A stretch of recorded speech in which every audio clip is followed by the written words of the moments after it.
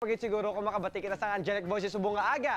Gani aton balikan ang mga eksena sa madinag-on nga Kapuso Awit Bulilit.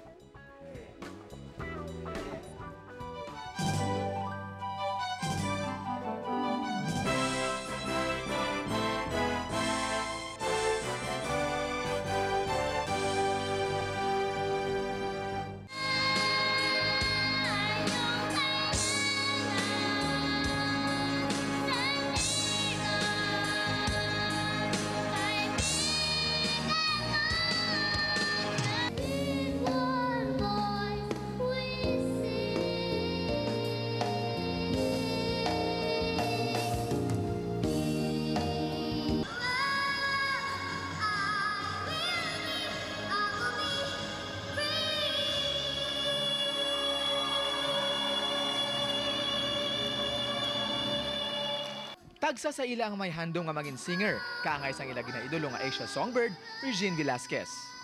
Ini nga handom ang ila ginumpisahan paagi sa Kapuso Awit Bulilit 2011, sa diin naging masandukot ang sambuwa sa tunga sang 11 tanan ka contestants. Apang sang ulihi, ang tingog sang grade 2 pupil sa Baluarte Elementary School ang nangibabaw gid. Aton balikan ang istorya ni Kyla.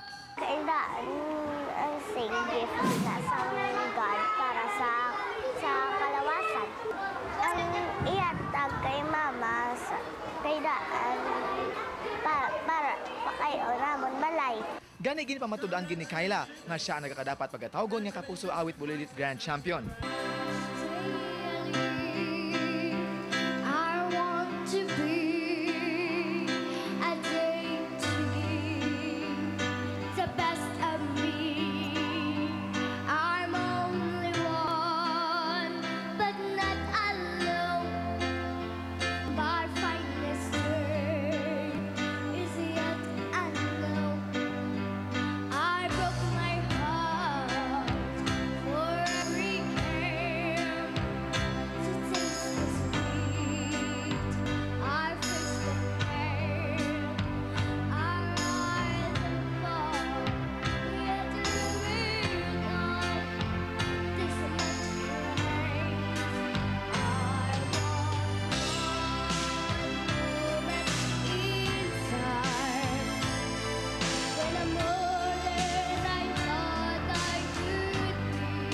Sa kay Kyla Marie Casimero, kag sa iban pa nga nagdalaog, padayon lang sa pagdamgo.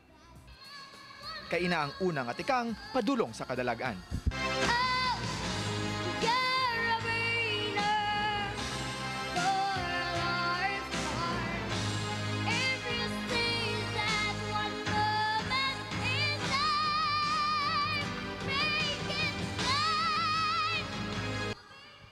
Ini ang nalabyan sang Team Arangkada sa padayon nga pag Largata.